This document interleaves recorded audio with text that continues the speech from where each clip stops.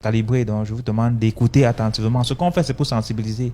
S'il vous plaît, laissez des likes et encouragez le mouvement. Salut DMG, salut tout le monde. L'histoire que je vais raconter, c'est une histoire qui date d'il y a 2 ans seulement. Oui. Quand j'ai eu la licence, j'ai dû changer d'école pour partir faire un cycle master ailleurs. Donc je suis allée dans une école assez prestigieuse dans la ville de Douala. Une grande école populaire, genre ce qu'on appelle vulgairement les écoles des bobos quoi. Donc je suis allée là-bas pour faire mes 2 années de master et tout. Quand je suis arrivée, j'ai revu une ancienne camarade avec qui j'ai fait le collège. On avait fait Dauphine ensemble, la classe de 4e et 3e. Donc quand je revois la fille, c'est la joie parce que ça fait vraiment beaucoup d'années, on se revoit et tout. On se met à sympathiser, les retrouvailles quoi. Mais ce qui m'a le plus frappé à l'œil d'abord, c'est qu'au collège, c'était pas une fille assez nantie, c'était une fille qui était dans une famille modeste. Son père était taximan, sa mère était professeure. Donc c'était pas le genre de fille bobo de chez bobo. Mais quand j'arrive, je la vois au campus, franchement, c'est plus la même personne. La fille, elle est vraiment comme la fille d'un ministre. Roule une grosse Range Rover. Elle est vraiment... Et moi, avec ma bouche, je lui demande que, mais ma chérie, tu as brissé, mon frère. Ben, ça fait les années si là, maman, tu es seulement un cadre ou ma soeur et tout. Elle me dit, non, Aka, elle n'est pas cadre et tout. La ville a juste souri. Je dis, maman, la ville a t'a bien souri. Nous qui sommes dans la ville, si là, nous, ça nous sourit pas, ça nous sert mal les dents. Donc, on a rigolé comme ça, mais vrai, ça m'a intrigué. La fille marchait avec 2 autres filles et le groupe s'appelait la guerre des canons. Leur groupe, pour ceux qui ont fait l'école dont je parle, ils vont reconnaître ils vont reconnaître en fait le nom de ce groupe et savoir de quelle fille je parle parce qu'elles étaient vraiment populaires dans cette école-là. On les appelait la guerre des canons, toutes les trois. Les petites filles, toutes les trois, on les appelait la guerre des canons. Personne n'avait 25 ans parmi. Parce que les filles garaient les grosses voitures, les filles avaient les greffes de 500 000 sur la tête, les bijoux en or. Donc c'était des filles vraiment, on ne parlait pas avec n'importe quoi. Même les professeurs rampaient parce que c'était des filles qui avaient les moyens. Alors quand je vois ça, moi qui a connu la fille vraiment dans sa base, comme on dit la racine, je dis mais ma chérie, c'est quoi comme ça que je vois et toi elle me dit ah Chris laisse, je te dis que la vie m'a souri, nanana. Bon, c'est comme ça qu'elle me présente à ses copines, vu que quand on arrive dans une école, tu rencontres une ancienne camarade, forcément vous allez vous mettre en marche ensemble. Quand on arrive, donc, elle me présente ses copines, là, les 2 autres, et puis on sympathise. Elle dit, voilà, c'est ma grande sœur, c'est une grande sœur que j'ai eue depuis le collège et tout. Vraiment, moi, je l'aime bien. Les filles n'ont pas trouvé de problème parce que je marche avec elle, malgré que j'étais la plus pauvre, parce que là, vraiment, l'ironie a voulu que je sois la plus pauvre. Pourtant, au collège, c'était l'inverse, mais je me retrouve que je suis vraiment la plus pauvre parce que j'ai pas de voiture, je mets pas les greffes de 500 000 et tout ça. Je commence à fonctionner avec les filles. Cette période-là, je cherchais une maison parce que vu que je fréquentais maintenant en ville, j'avais besoin d'une maison dans les alentours. Je ne pouvais pas quitter d'où je vivais avant pour aller loin là-bas. Donc, je cherchais une maison, un petit studio.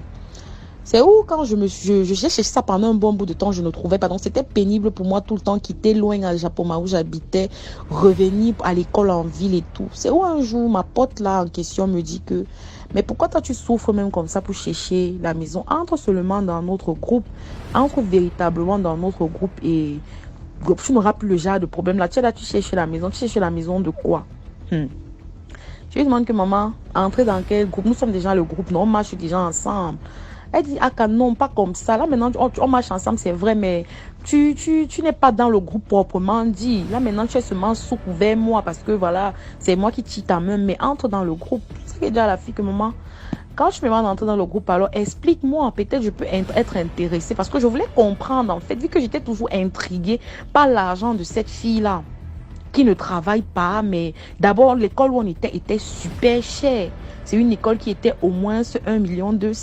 Donc, c'était cher. Quand moi, je voyais mes pauvres parents se battre pour payer, moi-même, il fallait quand même mon travail que je fais, que je me batte à compléter. Mes parents donnaient la moitié, je devais donner l'autre moitié. Mais je vois une fille comme ça qui vient elle claque la pension comme ça tout d'un coup d'1 million et poussière. Alors, elle m'explique, elle me dit, ok, on va se voir le soir, je vais mieux t'expliquer de quoi je parle. Toute curieuse, le soir, je me suis précipitée, je suis partie pour suivre. C'est où la fille me dit que bon, en fait, je suis dans une organisation. Elle a appelé ça soi-disant comme une ONG. je suis dans une organisation, c'est une dame qui est à la tête de cette organisation. Elle dit que la dame, c'est une femme célèbre du pays. Elle ne m'a pas donné le nom de la dame, mais elle m'a dit que c'est une femme célèbre du pays, une artiste que tout le monde connaît. C'est la dame qui a l'organisation. Le but, c'est quoi? On prend les jeunes filles, on vous loge, on vous nourrit, on vous donne tout ce que vous voulez, les écoles, si vous voulez, pour celles qui veulent fréquenter, on vous paye les écoles très chères, on vous paye la voiture, ce que tu demandes, on te donne. Maintenant, on fait une facture. Si la facture, là, par exemple, a donné 40 millions, je dis n'importe quoi, genre, peut-être on t'a pris une maison, un appartement, on a payé peut-être 2 ans, on t'a pris... on t'a payé une voiture de ton choix, on t'a payé une école de ton choix, tout. Peut-être si ça fait 40 millions, on met ton nom, on met ta facture 40 millions. Maintenant, tu commences à rembourser l'argent. Tu rembourses comment? Ces filles-là devaient donner le sperme des hommes. Comme vous comprenez, le sperme. Ça veut dire que tu dois chercher à coucher avec les hommes. On te montre les méthodes. On te donne des produits que quand tu vas avec l'homme, soit tu mets sur tes seins, soit tu mets sur ton nombril. Ça simule l'homme. Ça fait déjà que l'homme va beaucoup éjaculer et l'homme sera comme inconscient. Quand il éjacule, toi, ton problème, c'est de récupérer le sperme de l'homme et de l'onner. Vous avez les grammages. Donc, quand tu réussissais à remplir une bouteille, je vais prendre peut-être le grammage de la bouteille de petite Guinness comme ça, je dis n'importe quoi. Ce grammage-là, quand tu réussis à remplir ça, donc ça veut dire 2000 litres, tu as 1 million. Tu dois remplir au moins une bouteille par mois. Tu dois remplir au moins une bouteille par mois, à défaut plus. Maintenant, quand tu réussis donc à remplir, tu fais ton bilan du mois, quoi. Quand le moment de la paye mensuelle arrive, tu donnes ce que tu as travaillé. Si c'est que c'est 3 bouteilles, on sait que c'est 3 millions. On ne te paye pas les 3 millions là. On peut déduire ça de ta dette. Je ne sais pas si vous comprenez un peu le processus. Donc, quand on finit de t'offrir tout ce que tu veux, ça te fait une dette. Maintenant, tu dois rembourser la dette. Ça veut dire que si tu as travaillé 3 bouteilles, on déduit seulement les 3 millions de ta dette. Donc, tu es esclave, tu vas travailler comme ça jusqu'à rembourser les 40 millions avant d'être libre. Pas que, avant de pouvoir jouir de ton propre argent. Parce que là, tu ne jouis pas encore de ton argent. Si tu as travaillé même 5 millions, tu sais que les 5 millions partent dans la dette. Maintenant, eux, ils peuvent te donner les petites sommes, genre 200, 300 000 pour que tu prennes soin de toi pendant le mois. Pour ne pas que tu restes comme ça. Mais ton argent même, ça va directement dans ta dette. Vous voyez un peu. Donc l'argent va dans ta dette et maintenant tu commences à jouir de l'argent quand tu as fini de rembourser. Ça peut prendre peut-être 2 ans, 3 ans. Ça dépend de ta manière de travailler. Il y a des filles qui travaillent, qui peuvent même livrer les 6 bouteilles le mois. Ça permet qu'au bout même peut-être d'un an ou de 8 mois, elle a déjà estompé sa dette. Donc c'est ce que la fille m'explique. Je dis à la fille que donc si tu fais ça, elle me dit que mais elle ne fait pas ça. Pourquoi? Il y a quoi de mal? Je dis que mais quand tu fais ça, c'est une forme de secte et en même temps c'est une forme de prostitution. Non seulement tu te prostitues, tu es dans la secte. Le sperme des hommes qu'on prend, la maman, on fait quoi avec? Quand tu dis que tu donnes le sperme des hommes, ma chérie, c'est la secte. On fait quoi avec le sperme là? La fille me dit que le sperme là, elle n'est pas là pour chercher à savoir ce qu'on fait avec. Ce qu'elle sait, c'est que on prend les chances, c'est pour prendre les chances, c'est pour prendre les étoiles, c'est pour prendre les trucs. Je dis que mince. Et qu'est-ce qui arrive aux hommes là? Ça ne joue pas sur eux. Elle me dit non, ça ne joue pas sur eux. Les plus forts, elle me dit les plus forts. Donc ça veut dire les gars les plus blindés, les gars les plus protégés, les plus forts. Eux, ils deviennent seulement, ils perdent. En fait, ils ont la malchance. Ça veut dire ils perdent leur travail. Si tu es marié, tu divorces et tout. Les plus faibles, ce sont eux qui souffrent parce que soit ils deviennent fous, soit ils meurent. J'ai regardé la fille là comme ça. Je dis que ma chérie, tu es sérieux dans ce que tu me dis. Donc tu me dis que ce que tu fais, tu sais très bien que soit l'homme va avoir la malchance s'il est fort, mais s'il n'est pas fort, c'est quelqu'un qui va mourir ou bien devenir fou. Donc marcher dehors sans caleçon, devenir fou. Elle me dit que oui, et puis quoi? Que c'est comme ça, c'est la vie. Les gros poissons mangent les petits poissons minces. Quand elle m'a dit comme ça, je lui ai dit que maman, moi je ne peux pas faire ça, ça me dépasse, c'est au-dessus de mes forces. Moi personnellement, je ne peux pas le faire. Elle m'a dit ok, il n'y a pas de problème alors, mais je connais déjà que ça reste entre nous, genre, parce que elle s'est ouverte à moi, parce qu'elle me considère comme sa grande soeur, je ne dois pas la juger et tout. Malgré ça, on a continué à marcher. C'est vrai, elle me propose que bon, d'accord, si je ne peux donc pas faire ça, bon, que je vienne alors habiter chez elle, parce que elle vit seule, elle était à Bonaprise, elle avait un appartement, elle est dans son appartement seule. Comme je cherche la maison, que je vienne chez elle et tout. C'est vrai que sous le coup, j'ai déjà accepté parce que voilà, j'étais vraiment prise, j'étais dos au mur, il fallait que je trouve une maison. C'est ça que je pas non rester chez la fille. On a fait pratiquement 2 mois ensemble. J'ai dit, durant les 2 mois là, ce que j'ai vu, ce n'est pas possible. Donc c'est quand on leur donne l'argent, elles vont dans les boîtes de nuit, elles rencontrent des gars. Quand elles te rencontrent comme ça, elles t'amènent chez elles. Toi, tu es sûr que non, tu es un macho, que tu es le plus bel homme du monde, tu as réussi ton coup, tu viens là, tu te couches, elle te fait à manger, elle prend soin de toi et puis vous faites les rapports. Donc, tu es sûr que vraiment tu as gagné parce que comme vous les hommes sont que de nos jours que s'il a réussi à dormir avec toi le premier soir, il est sûr que non, il est Brad Pitt, il va se jeter les fleurs que non, j'ai eu la petite fille là sans savoir tout ce qu'on puise en lui. Je dis, je voyais les hommes entrer chez cette fille, j'avais pitié d'eux. J'avais pitié de ces gars. Il y a un gars qui est entré un jour après tout ce qui s'est passé là et tout. La fille était partie payer le plan, je sais pas trop quoi. Et c'était un gars à Bassa. Et comme la fille, elle était Yaoundé. Et la fille me présentait comme sa grande soeur. Donc tout le monde pensait que je suis Yaoundé. Ces gars qui venaient là. Donc le gars s'était mis à parler au téléphone en Bassa. Il parlait, il disait, oh, vraiment il a trouvé le jackpot, une belle fille, machin et tout et tout et tout. Quand j'ai vu que le gars est Bassa, j'ai eu mal. J'ai eu l'impression que peut-être c'était un frère, que j'ai demandé au gars que papa, je lui ai parlé en Bassa aussi. Je lui ai dit que papa, tu sais quoi, rentre chez toi. Rentre chez toi. Le gars me dit que là où tu es là, non, rentre chez toi. Parce que ce que tu es venu faire ici, là, tu dis que oh, tu as eu la... Parce qu'il parle au téléphone à son pote, que gars, il a eu un bon chat, il a eu un bon dossier. Il va mettre le dossier là au sol, machin et tout. Il parle en bas ça. Je lui ai dit que papa, ce que tu es en train de faire là, tu te dis que c'est 5 minutes de plaisir là. Tu vas perdre même ta vie dans ça. Le gars a eu peur. J'étais tellement énervée, le gars est parti. Après ça, j'étais mal à l'aise. J'ai dit à la fille là que maman, je peux plus rester chez toi. J'ai dit que cette fille, elle avait un congélateur dans sa chambre. Un congélateur qu'on n'ouvrait jamais. Quand tu ouvrais le congélateur, là, tu voyais les bouteilles emballées dans le papier alu. Les bouteilles étaient emballées dans le papier alu. C'était le sperme des hommes dedans. Et elle, maintenant, comme elle était déjà expérimentée dans ça, qu'est-ce qu'elle faisait? Elle s'abonnait aux prostituées. Donc, elle partait chez les prostituées, les filles au Camberto, les filles de joie à la rue de la joie. Elle vous paye. Et elle vous demande de lui livrer le sperme. Donc, elle ne travaillait même plus beaucoup. C'est qu'elle pouvait même peut-être coucher par mois. Elle pouvait même coucher même ses 10, 20 hommes. C'était plus comme au début qu'elle était vraiment esclave sexuelle. Parce que pour remplir des 1000 litres de sperme, ce n'est pas évident. L'homme n'éjacule pas le genre que ça remplit partout. Donc, il fallait vraiment beaucoup d'hommes pour pouvoir remplir ça. Et tu dois remplir au moins une bouteille par mois. Donc, elle s'était déjà abonnée aux prostituées. Elle est payée. Et puis les prostituées lui donnaient juste le sperme. Elle donnait les produits aux prostituées. Parce qu'il y a des produits qu'on leur donne qui font éjaculer l'homme beaucoup. Il éjacule plus qu'à la normale. Ça veut dire que l'éjaculation, même peut-être qu'il pouvait faire en un ancien rapport sexuel. Il fait ça là. Donc c'est ce qu'on leur donnait là-bas.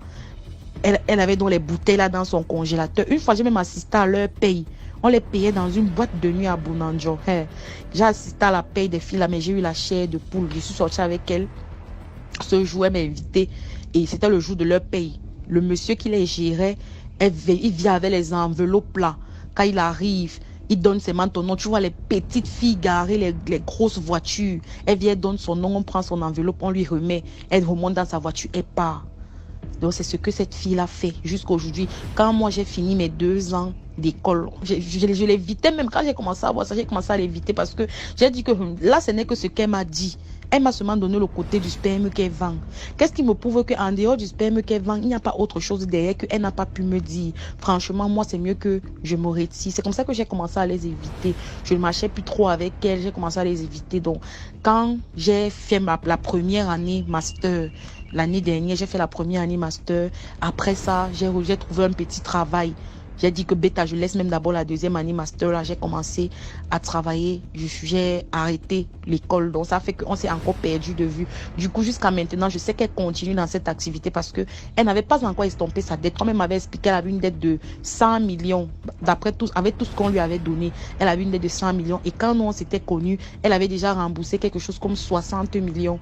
Et il lui manquait encore 40 millions. Donc, je sais qu'elle continue à faire ça. Donc, ce que je veux dire ce soir, c'est que je veux exhorter surtout les hommes. Parce que on a tendance à dire que les filles cherchent, nous les jeunes filles, on périt parce qu'on veut la vie facile, les hommes sont méchants. Mais je veux dire à quelqu'un que les femmes aujourd'hui sont devenues plus méchantes que les hommes. Parce que la femme ne fait pas la peu près. La femme, quand elle fait vraiment. Vous êtes là dehors, les garçons, vous croyez que quand vous avez réussi à coucher une fille, vous êtes trop fort. Parce que c'est comme ça que vous êtes. Vous aimez, les garçons d'aujourd'hui sont comme ça, ils aiment ça. Que non, un peu, il se dit que non, je suis trop beau, j'ai eu la fille ici. Comme vous aimez tout, dit, j'ai mis son dos au sol. Oh, le chat. Alors que vous ne savez pas ce qu'on puise en vous. 5 minutes de plaisir peut amener, peut faire périr la vie de quelqu'un. 5 minutes de plaisir peut foutre la vie de quelqu'un en l'air. Donc moi, c'est le message que je tiens à l'exhortation que je tiens à faire, parce que les garçons d'aujourd'hui tombent. J'ai vu de ces jeunes garçons entrer dans la chambre, dans la maison de cette fille, et j'avais la peine au cœur, mais je ne pouvais rien dire. J'avais pitié, je disais que voilà les gars qui sont en train de perdre leurs étoiles. Voilà les gars qui sont en train de perdre leur vie. Pour 5 minutes de plaisir, parce qu'on a vu une belle fille, pour rien comme ça, elle nous a donné, comme on dit souvent là, oh j'ai mis le chat au sol. Tu ne sais pas tout ce que la fille puise en toi. Donc arrêtez de penser que ce ne sont que les filles qui peuvent tomber dans... Je m'adresse aux hommes, mais que ce sont que les filles qui peuvent tomber dans les griffes du méchant. Les garçons aujourd'hui tombent parce que les filles ont le sang à l'œil. Les filles ont le sang à l'œil, elles sont prêtes à tout pour avoir l'argent. Donc vraiment, faisons attention. Les gars, là, ne vous laissez pas, ne vous donnez pas facilement, parce qu'on pense tout que c'est la femme qui se donne facilement. Même les hommes. Tu rencontres une fille aujourd'hui en boîte, elle t'a amené chez elle, tu la couches déjà, tu es déjà content, tu es sûr que non, tu as réussi ton coup parce que tu es plus beau. Mais cette fille-là t'a gagné. Elle t'a gagné parce qu'elle a puisé des choses en toi. Vous ne connaissez pas. Le sexe est très délicat. Donc c'est ça que je tenais à partager. Elles sont dehors. Je dis que c'est une organisation. Elles sont nombreuses, ces filles-là. Et jusqu'aujourd'hui, ça se passe toujours. Moi, je me suis coupée de la fille, mais je sais que ça se passe. Donc, c'est ce que je tenais à partager. Waouh. Merci beaucoup pour l'histoire. Partagez cette vidéo à vos frères, à vos petits frères, à vos grands frères, à vos cousins, à vos voisins. C'est important parce que voilà, un témoignage comme celui-ci-là ne devrait pas rester pour nous-mêmes. On doit partager ça au maximum parce que c'est un truc pour éduquer là-bas dehors. Elle a parlé, déjà elle s'adresse à tous les hommes, et moi-même y compris, tu vois un peu. Elle a parlé, moi je me sens concerné. Donc c'est pas seulement le message des autres. Même pour nous, on doit le prendre aussi personnellement, genre, voici un message qui m'a été adressé. Hein? Merci beaucoup pour l'histoire et voilà, n'oubliez pas de liker la vidéo, de partager, de commenter. Et je vois plusieurs personnes dans les commentaires. Et merci pour la force que vous donnez au mouvement. Ceux qui sont sur Facebook là, ça c'est une histoire. Si tu veux continuer le reste, c'est sur YouTube, DMG TV, il y a un lien en haut là. Donc, merci beaucoup. On va continuer avec la deuxième histoire. Deuxième histoire.